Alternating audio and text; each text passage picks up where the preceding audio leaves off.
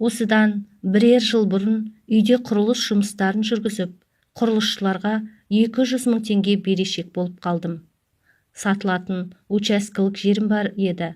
Сол өтіп кетер деп дәметіп, тірлікті бастап жібергенмін. Оның да саудасы келе қоймады.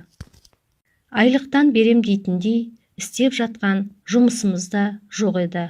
Сол кезде жұмысшыларды алдағандай ыңғайсыз жағдайда қалдық. Содан беттің арын белге буып, өзім ең жақын тартқан, іштей жақсы көретін адамдарымнан қарызға ақша сұрадым. Кімнің алыс, кімнің жақын екенін осындайда біледі екен ғой адам. Мұндайда жақын деп жүргенің жақын емес боп шығады екен. Ақшалы туыс, дос жарандарымның бәрі түрлі сылтаулар айтып, жоқ деп бастарын алып қашты. Сенің проблемаң, ол сенің проблемаң. Оған не үшін біздің басымыз ауыру керек деген секілді көрініп кетті. Олардың салқынқандылығы. Тіпті бір досым, доллармен беремін, доллармен қайтарасың деді. Қатты қысылғаным сондай, мен оның талабына көндім де. Ол үйге барып ойланып көрейінші, дәл бүгін бере алмаймын дегесін сүмірейіп үйіме келдім. Үлкен қызым интернеттен доллардың курсын көрейінші деп қарады да, керегі жоқ, алмаңыз. Бас аяғы 2-3 айда осыншама көтерілсе, жыл соңына дейін не болатынын білмейсіз. Одан да кредит алғаныңыз жақсы, деді. Сонымен осы шешімге тоқтап отырғанбыз. Үйдегі жұмысшыларға да бірер күн күтсе, несиеге ақша алатынымды айттым. Олардың да көңілі орнына түсті.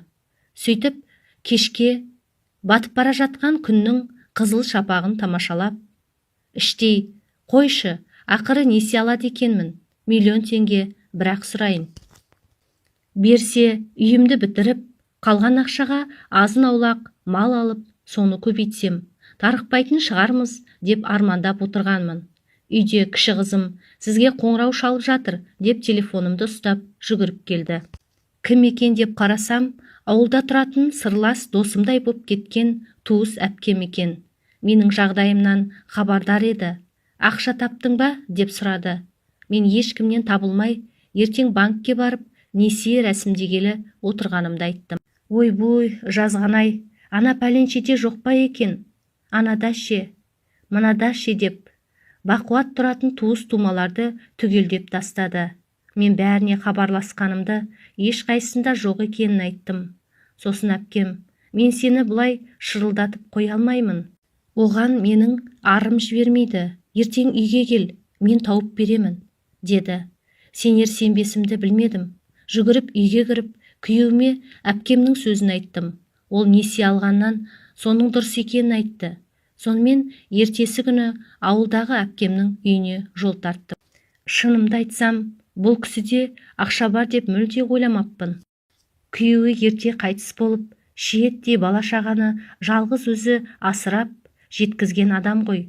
Соңғы кездері денсаулығы да болмай қалып, мүгедектігі үшін төленетін жәрдемақымен күн көріп отырған. Қолында тұратын ұлының да табысы мардымсыз. Соның бәрін көріп, біліп тұрып, не деп сұраймын одан? Барсам, әпкем үйінде жоқ екен. Келіні базарға кеткенін айтты. Мені шақырып алып, өзі базар аралап кеткені несі деп біртүрлі болып қалдым. Келіні екеуміз шәй ішіп бола бергенде, әпкем де келді. Өңі шаршаулы көрінді. Сонда да мені көрісімен жарқылдай күліп, көңілді амандасты. Шәй жаңаланып, қайта келді. Бірер кесе шәй ішіп, өз-өзіне келген соң, әпкем, «Әй, несібең күшті екен», деді мейірімді жүзінен нұр төгіліп. Неше күннен бері сенің шырылдап, ақша іздеп жүргеніңді естіп, қайтып, көмектессем деп уайымдап отыр едім. Кеше келді ойыма, үйдегі сиырды сату. Соны баламмен келініме айтып едім, айналайындар, бұлар да көне қойды. Екеуі де ойланбастан берейік деді. Содан таң атпай тұрып, балам екеуміз сиырды базарға әкеттік. Мен ұрлық қылғанда ай жарық болды дегендей, қасақана тура бүгінгі базарда сиыр көп, әрі арзан екен. Өтпей түске дейін тұрып кетті ғой әйтеуір. Өтпей қалса үйге алып қайтамыз ба? Сөйтіп жексенбінің базарына әкеп сатамыз ба деп тұрған едік. Күрең қызыл шайға жіпсіген маңдайын жаулығының ұшымен сүрткіштеген әпкем камзолының ішкі қалтасынан ақшасын шығарды.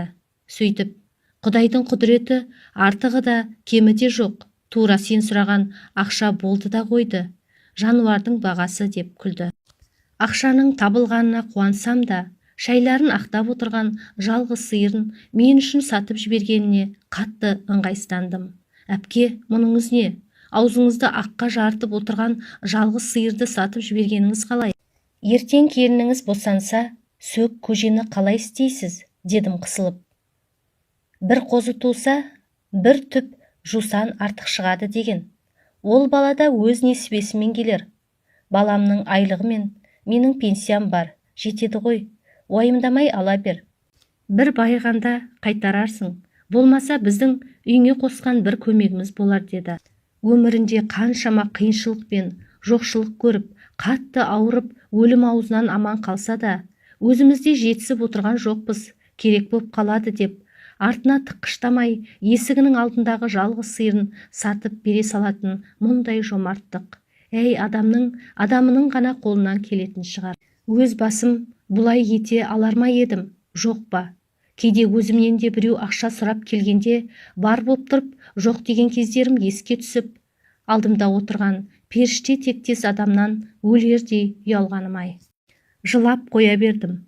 Бұл менің ешкімге өкпе артпай-ақ қателігімді түсініп, өз арымның алдында ұялғаннан төгілген көз жасым еді. Әпкеме алғысымды жаудырып, үйге қайтып келе жатып, жол бойы нағыз жомарт кім деп сұрадым өзімнен. Өйткені мен бұған дейін нағыз жомарт деп, үйі жоқ қиналып жүрген адамға үй әпере алатын, жетім балалар үйіне ақша аударып қамқорлық жасайтын, жолмен мешіт салдыратын байлар ғой деп ойлайтынмын. Сөйтіп, өзімнің де жұртқа қайырымдылық жасау үшін тез арада байып кеткім келетін. Сөйтсем, нағыз жомарт өзі үлдемен бүлдеге оранып отырып, табысының белгілі бір мөлшерін ғана қайыр-садақаға жұмсайтын байлар емес. Нағыз жомарт өзіне жетпей тұрса да, өзгенің қамын жейтін, осындай кең пейілді, жылы жүректі жандар екен ғой. Ал сіз қалай ойлайсыз, оқырман?